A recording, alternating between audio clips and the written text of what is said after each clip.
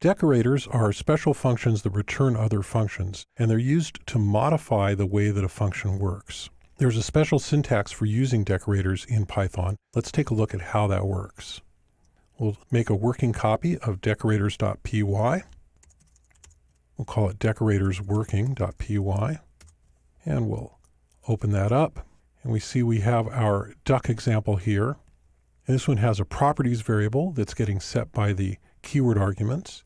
And it has a way of setting properties and getting properties. And down here we've set a property in our constructor, and we're getting that property in this print function. So if we run this, we see that we're printing out that color. Now, one of the most common uses for decorators in Python is to create accessor methods for variables. For example, if I wanted special accessors for color, I could define a function called color and configure it like a getter. So I'll return self.properties, get color, and with a default value of none. And what turns this into an accessor is this decorator function that looks like that, with an @ sign and the word property. And that turns this into an accessor for the variable called color. And then I can create a setter by saying @color.setter and def, and I name it exactly the same thing, color. This is all special syntax that's designed just for this purpose. And I set an argument, and we'll call it C, and we'll set self.properties subcolor equals C, and now we have our setter. Finally, color.deleter, def color again, and we'll delete self.properties sub.color.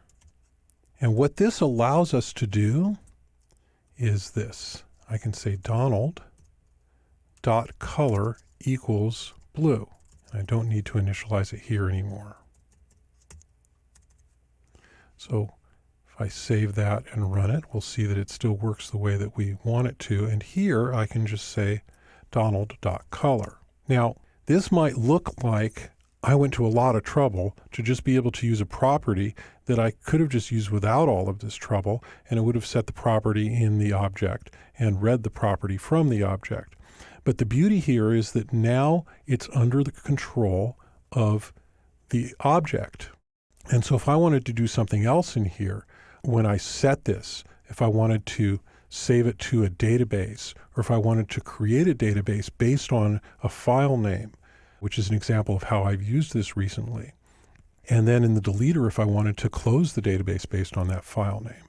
So now I can do all of those things, but I still have this convenient syntax. So this is the most common use of decorators, and this is a little bit of the power of decorators as well, is that they can fundamentally change the behavior of a function, because here I've got function methods which are operating as setters and getters, but I'm not calling them as functions. I'm calling them in this simple normal property syntax.